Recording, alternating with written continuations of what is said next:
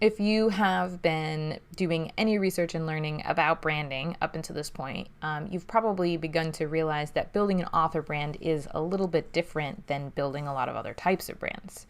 I know that when I first started doing research and trying to learn about and understand branding as a whole and as a concept, I did a lot of Googling, what is a brand and how do I make a brand and stuff like that. And a lot of the information that's out there is really designed for t-shirts and Etsy and little independent companies that make an actual physical product, and less about books. And books are a little bit unique for a variety of reasons, which I won't go into all of them. But as a result, selling a book and creating a brand around being an author or around your books specifically is a little bit different than other types of products. So what is it that makes us different as authors? First is it's based off of our books. It's based off of our writing. And you could say this is similar to creating a music brand. It's the brand itself is created off of the art that we make. But even so with books, it's still a little bit different than that, because a song you can play in 2 to 4 minutes and get a pretty good idea of that musician's sound and feel. And the same with a painting. You can look at it and get a pretty good idea of that artist's style. You can look at photography and you can look at 20 paintings by one painter in 5 minutes and get an even better feel. But with writing, there's an investment, a time investment, an emotional investment, and to really get a really strong sense of a book or a writing style or an author, you have to invest a lot of time. And so we have to figure out ways to communicate who we are in bite-sized chunks so that potential readers can look at us and say, oh yeah, that looks interesting. I want to try that. I want to invest the time into reading that novel, right? I believe that author when they tell me I'm going to have an enjoyable several hours when I read their book. So it requires a lot of investment for someone to get interested and get a sense of who we are as an author and what our writing style looks like.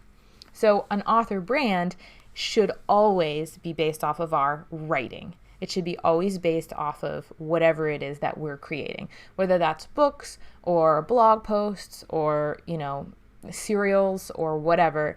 Our writing comes first, and we should always start there, because our unique style, our unique writing style, that is the number one thing that makes us different from every other author and every other brand out there.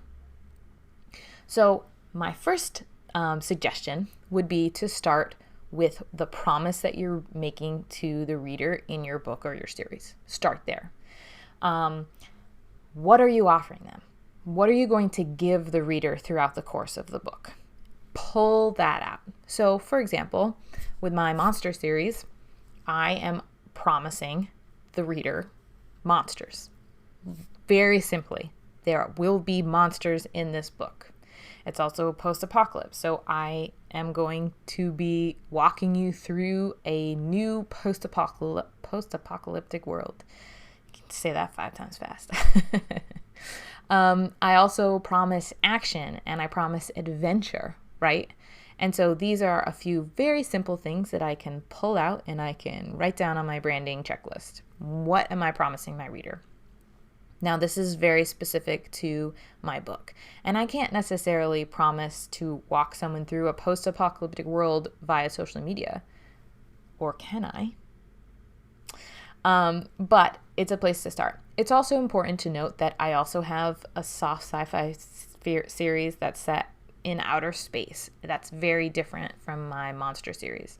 I also have a fairy tales in space series. And so for each one of these series, I'm promising different things. Or am I? Technically, yes, I'm promising different things. But there are a few common themes that run through all of my work, and that goes back to my unique style. I promise, and I've actually done so much work on this, trying to figure out what my overarching promises are.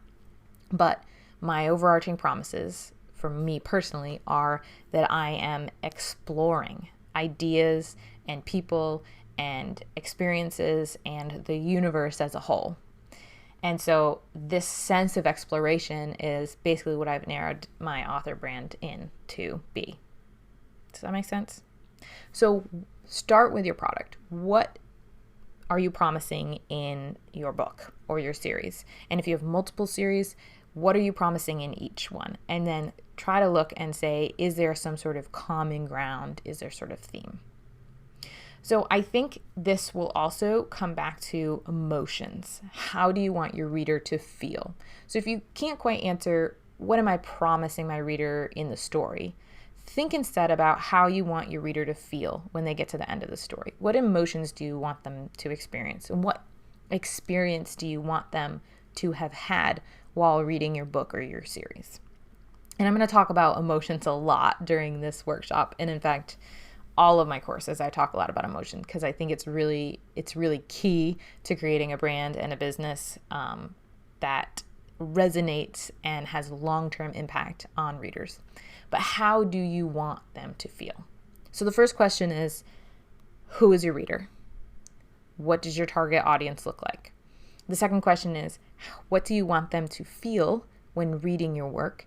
And the third question is, how can you develop a brand that creates or extends that particular emotion or feeling? Or how can you develop a brand that creates or expresses that promise that you are making to your reader?